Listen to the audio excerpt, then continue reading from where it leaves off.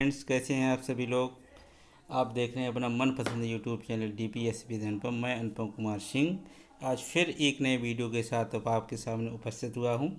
इस वीडियो में आप देखेंगे जो यूपी लेखपाल की जो 36 और ऊर्ध्वाधर आरक्षण दिया गया, तो 36 आरक्षण से किन किन अभ्यर्थियों को फ़ायदा होगा और नुकसान होगा। और जैसे कि देखेंगे कि जो स्किप अभियान चल रहा है, DBSP अभियान चल रहा है, क्या वाकई में ये सही है या कि नहीं है। दूसरा यह है कि जो 15,000 जो छात्र संदिग्ध हैं उनका कैसे STF सामना करेगी, कैसे उनको पहचानेगी। और दूसरा यह है कि आखिर DB कब तक होगा और कहाँ हो सकता है। तो इस पे हम विचार से बिंदुवार चर्चा करने जा रहे हैं। तो सबसे पहले हम एक नज़र डाल लेते हैं कि जो 8,085 सीटें हैं वो किस कैटेगरी के लिए कितनी कितनी आवंटित की गई हैं। तो जैसे कि सभी लोगों को पता है, आगे ये देख लें एक नज़र। जो पोस्ट वाइज नेम जो राजस्व लेखपाल है, और ये UR की जो सीटें हैं, आम सीटें हैं 3271। वहीं EWS के लिए 798 सीटें दी गई हैं और अन्य पिछड़ा वर्ग के लिए 2174। अनुसूचित जाति के लिए 1690 है और अनुसूचित जनजाति के लिए SC/ST के लिए 152। तो टोटल ये हमारी सीटों की जो संख्या हो रही है 8,085 सीटें हो रही हैं। वहीं आप दूसरी एक नज़र डालते हैं कि जो हमारी महिलाओं के लिए और दिव्यांग के लिए, स्वतंत्रता सेनानियों के लिए और एक्स सर्विसमैन के लिए भी कुछ सीटें गई हैं। तो टोटल तो ये सीटें हो रही हैं, फिर उनकी सीटें कहाँ से आ रही हैं, तो इस पर एक नज़र डालते हैं। ये आप देखेंगे, इस पर आप देखें जो हमारे स्वतंत्रता फ्रीडम फाइटर्स हैं इनके लिए 149 सीटें दी गई हैं। और वहीं आप जो विजन के लिए, वहीं जो दिव्यांग अभ्यर्थी हैं उनके लिए 309 सीटें हैं। टोटल 309। इसमें भी कई कैटेगरी हैं, BH की नहीं है और 3-4 कैटेगरी में इनको डिवाइड किया गया है। तो जैसे कि जो लो विजन वाले हैं, ब्लाइंडनेस वाले, इनके लिए कोई सीट नहीं दी गई है इसमें। बाधिर और श्रवण शक्त वाले, इनके लिए तो 102 सीटें हैं। तो कुल मिलाकर जो 309 सीटें जो दी गई हैं ये PH कैटेगरी के लिए हैं। वहीं आप देख सकते हैं कि जो महिला के लिए दी गई हैं 1604 और 387। तो ये भी सीटें क्या हैं, तो ये टोटल जो सीटें बढ़ रही हैं 387, ये 1604, 309 और 149, ये टोटल मिलाकर ये संख्या हमारी बन रही है 2498। तो ये 2498 सीटें हैं जो हमारी कुल जो 8,085 सीटें हैं, इन्हीं में से ये भी सिलेक्ट होने हैं। ये अलग से नहीं सीटें हैं कि इनके लिए महिलाओं के लिए 1604 अलग हों या दिव्यांग के लिए 309 सीटों का अलग से आवंटित की गई, नहीं।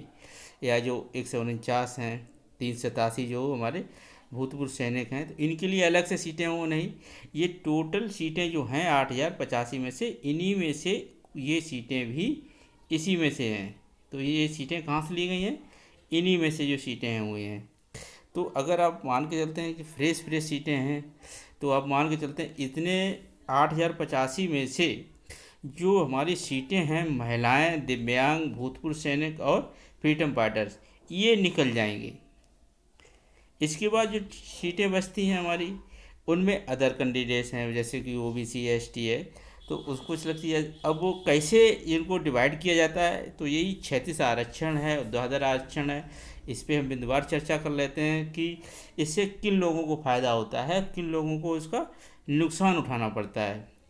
तो जैसे कि अभी आपने एक नज़र डाली थी ये UR, जैसे कि आप लोगों को लगता है कि ये UR वाली जो सीटें हैं इनकी संख्या ज़्यादा है, पर ऐसा नहीं है। इनकी सीटें जो संख्या है ये ज़्यादा नहीं है। देखने में लग रहा है कि 32-71 सीटें सबसे ज़्यादा जनरल कैटेगरी के लिए रखी गई हैं और OBC वालों के लिए, मगर ऐसा नहीं है। कि आपको देखने से यही लगता है कि सबसे ज़्यादा सीटें जो हैं जनरल कैटेगरी के लोगों के लिए हैं, तो ऐसा इसमें बिल्कुल भी नहीं है। तो यही समझना है हमको। आगे वीडियो पूरा देखें और आपको तब समझ में आएगा कि आखिर कुछ लोगों के अंक ज़्यादा होने के बावजूद भी उनका कट ऑफ में नंबर नहीं आ पाता है। तो किन कारण से, किस वजह से ऐसा होता है कि उनका नंबर नहीं आ पाता है। तो कभी कभी आपने सुना होगा कि उनके नंबर ज़्यादा थे और उनका नंबर नहीं आया, और किसी लड़की का नंबर आ गया या किसी दिव्यांग का नंबर आ गया, तो किसी भूतपूर्व का किसी का नंबर आ गया, उसके नंबर कम थे। तो ऐसी वजह क्या होती है, तो इसको समझने के लिए हम पहले ये चर्चा इस पे करते हैं। तो जो हमारी क्षैतिज आरक्षण है ये मिलता कैसे है, तो ये इस ग्राफ पे नज़र डालते हैं। सबसे पहले हम जो क्षैतिज आरक्षण है कैसे मिलता है, तो ये आप इस पे पहले नज़र डालें। तो जो हमारी यूआर की जो कुल सीटें हैं, यूआर की कुल सीटें हैं वो 3271 हैं, और वहीं ओबीसी की जो सीटें हैं कुल 2174, और इनको जो आरक्षण दिया गया है कितना 27% है। इसके बाद ये 1690 सीटें एससी वालों की हैं, इनको कितना परसेंट आरक्षण मिलता है 15%। और जो हमारे ईडब्ल्यूएस वाले हैं आर्थिक रूप से कमज़ोर वर्ग के, तो इनके लिए 7 से 98, इनके लिए कितनी है 7 से 98 सीटें हैं। वहीं जो अब एसटी कैटेगरी के लिए कितनी है 1 से 52 सीटें हैं।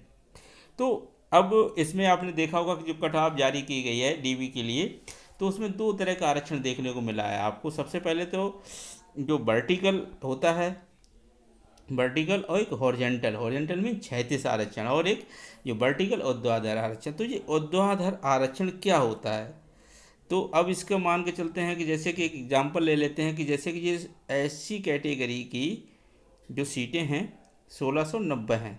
एक ही मिनट, अब देखते हैं।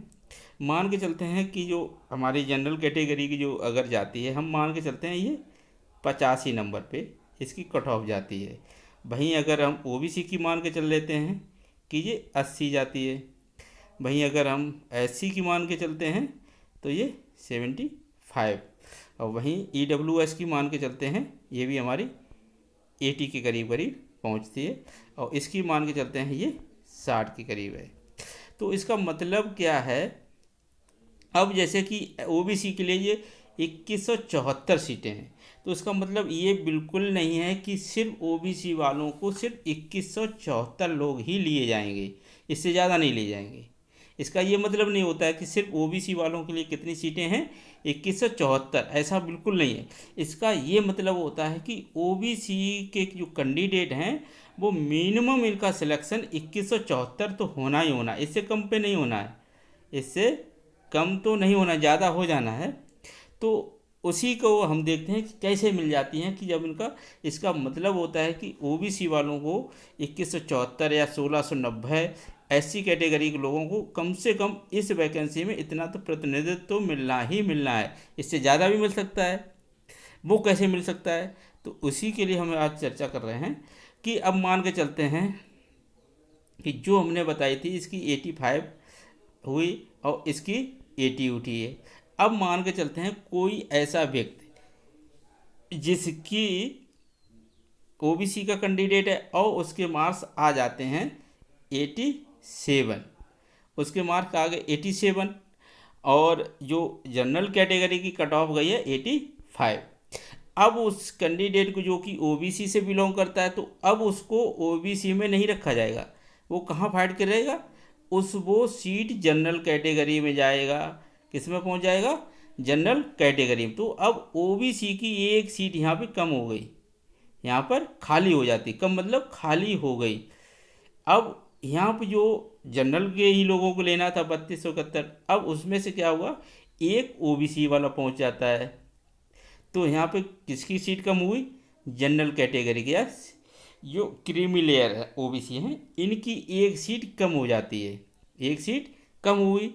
और वहीं ओबीसी की जो एक सीट बढ़ जाती है, क्यों 21 से 74 तो ये लेने ही लेने हैं, और एक सीट उसका कैंडिडेट कहाँ चला गया, जनरल में चला गया, तो एक सीट ये बढ़ जाएगी। यहाँ पे जो खाली हो गई वो कोई दूसरा कैंडिडेट इसके जगह पर आएगा, और इसके यहाँ पे जनरल कैटेगरी की एक सीट कम हो गई। अब पूरी वैकेंसी में ये मान के चलते हैं कि इस तरह के कैंडिडेट कम से कम 20 ऐसे कैंडिडेट निकल आते हैं, या 20 मिनिमम 20 ऐसे कैंडिडेट निकल आते हैं जिसकी की कट ऑफ जनरल कैटेगरी से ज़्यादा है, जनरल कैटेगरी के जितनी गई है उसी से समकक्ष है या उससे ज़्यादा है।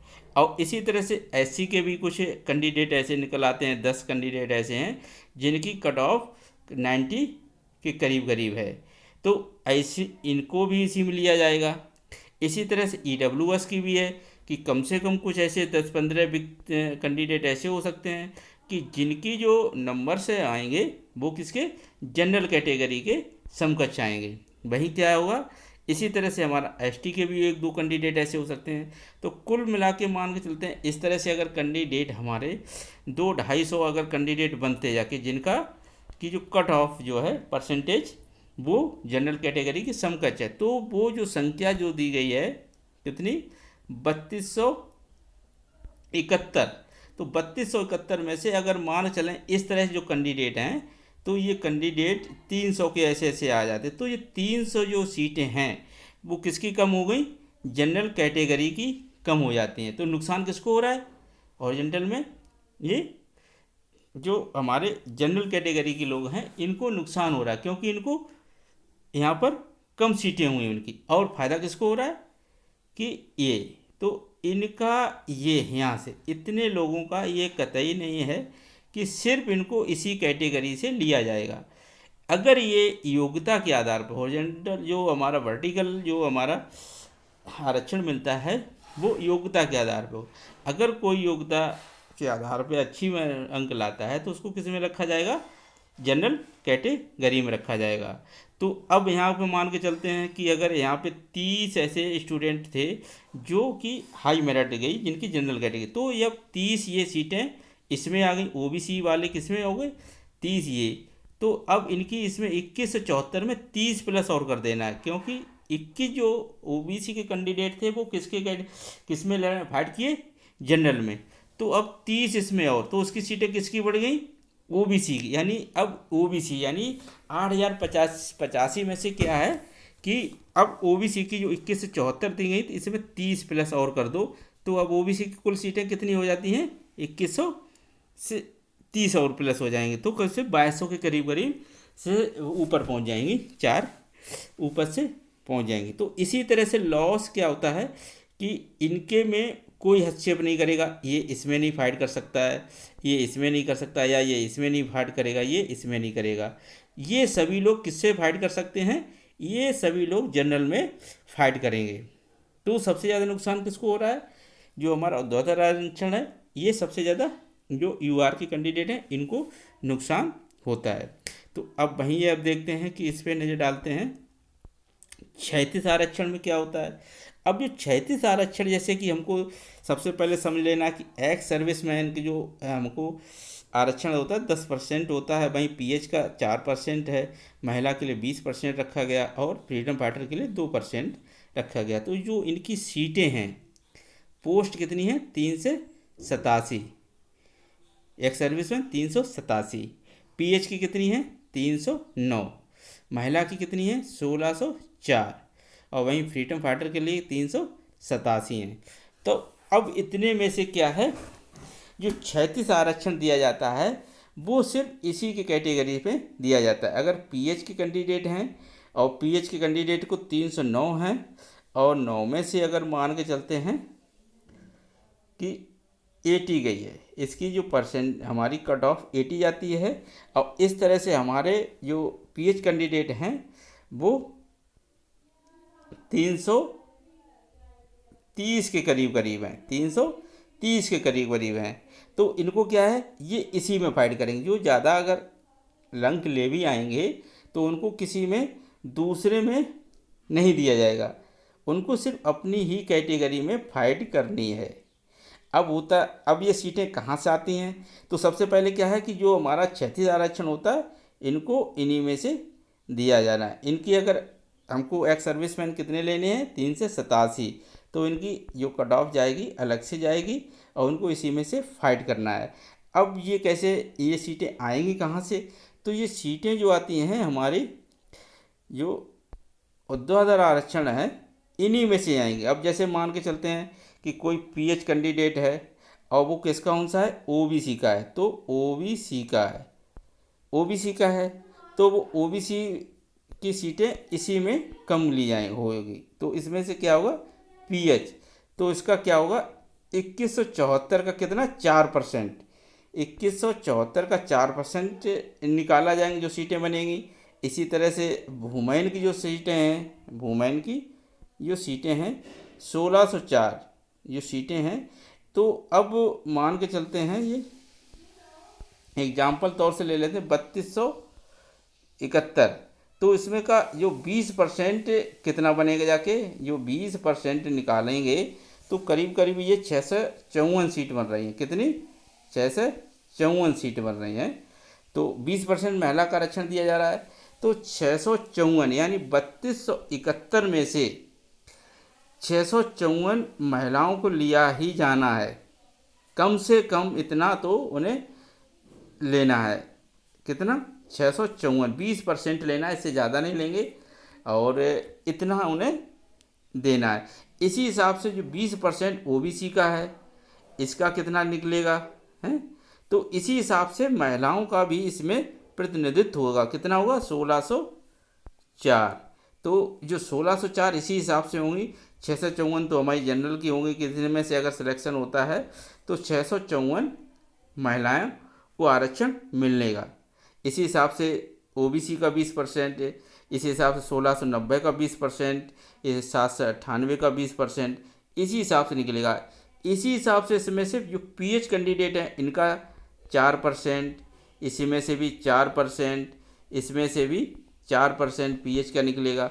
इसी हिसाब से पीएच जो कैंडिडेट हैं इनकी जो सीटें दी गई हैं वो निकलेंगी। इसी हिसाब से जो सीटें जो हमारी फ्रीडम फाइटर्स हैं जिनका कितना दिया गया है, फ्रीडम फाइटर है 2%। तो इसमें से क्या है जो 3271 जो सीटें दी गई इसका भी 2% कौन किसको दिया जाएगा, जो हमारे एक्स सर्विसमैन फ्रीडम फाइटर्स हैं। तो इनको भी जो सीटें बनेंगी इतनी फ्रीडम फाइटर्स के लिए रखी जाएंगी। तो जो हमारा ओरिएंटल जो हमारा आरक्षण होता है तो इसमें क्या है कोई अदर फाइट नहीं कर सकता है, जो इनकी कट ऑफ जाएगी।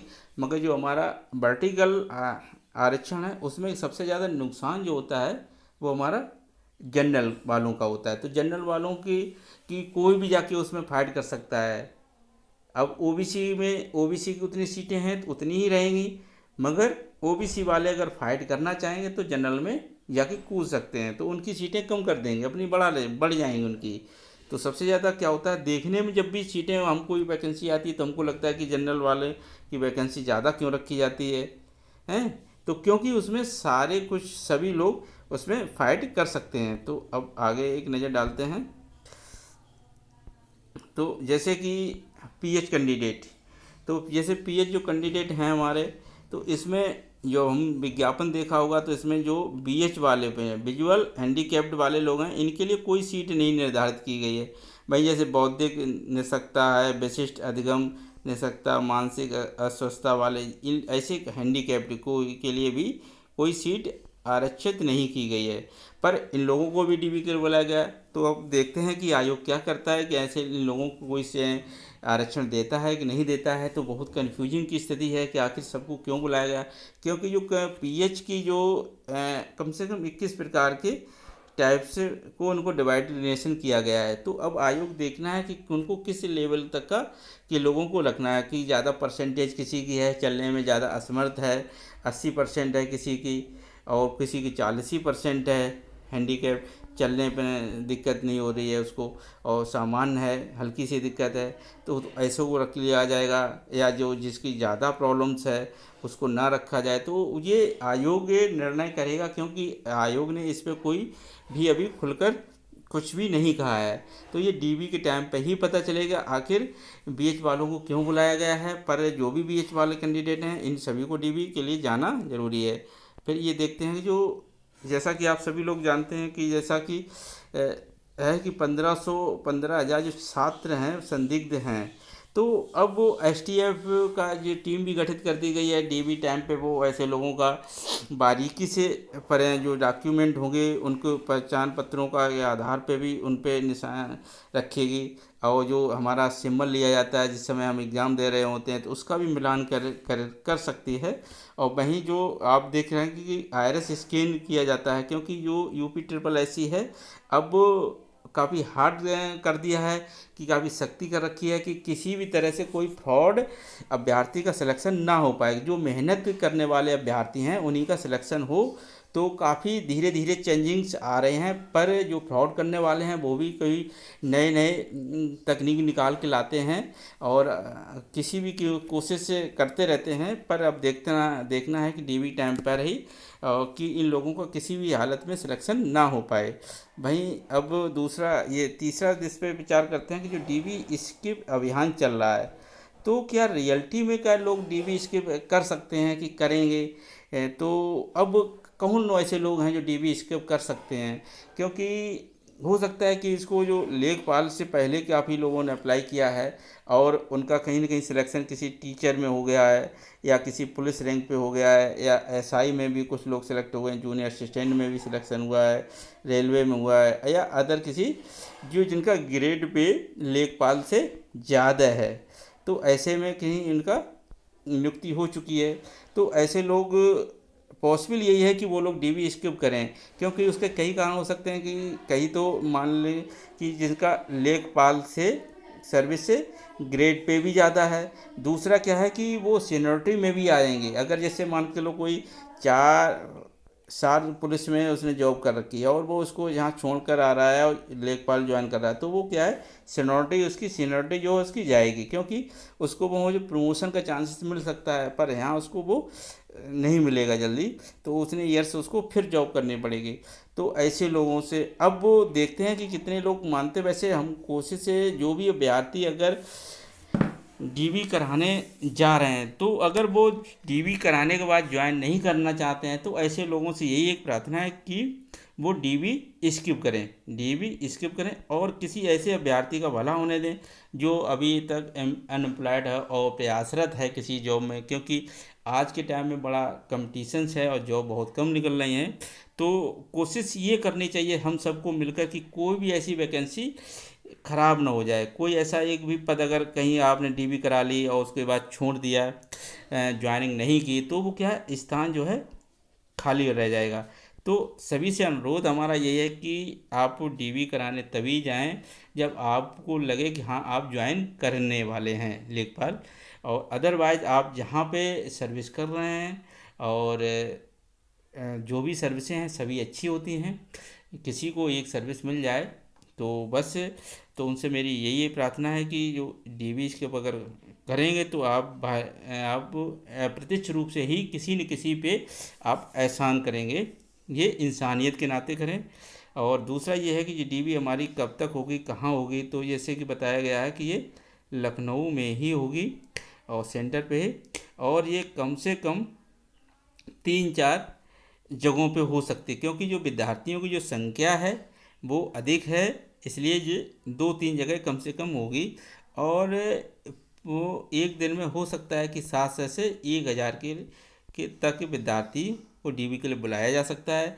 तो सभी विद्यार्थियों से अनुरोध है कि अपने अपने डॉक्यूमेंट रेडी करके रखें, क्योंकि कभी भी आयोग की तरफ से एडमिट कार्ड जारी किया जा सकता है और हमको उस समय बहुत कम समय देगी, क्योंकि आयोग जो है वो तत्काल सूचना देगी और बहुत कम समय देगी। फिर ऐसा कोई डॉक्यूमेंट हो जो हमारा कंप्लीट ना हो, कहीं उसमें करेक्शन होना है, तो इस तरह से करा के रख लें। और ये बिल्कुल ना सोचें कि बहुत डीबी कहीं भी लंबी जा सकती है, हो सकता है कि जून और जुलाई में पॉसिबल है। तो मित्रों, अगर आप हमारे चैनल पर नए हैं और अभी तक हमारे चैनल को सब्सक्राइब नहीं किया है, तो हमारे चैनल को सब्सक्राइब कर लें, जिससे हमारी नए वीडियो की नोटिफिकेशन आपको सबसे पहले मिलती रहे। अगर ये वीडियो आपको अच्छा लगा है तो वीडियो को लाइक्स और अपने मित्रों को शेयर करना ना भूलें। तो आज के लिए बस इतना ही। जल्दी ही एक नए वीडियो के साथ फिर मिलते हैं। जय हिंद दोस्तों।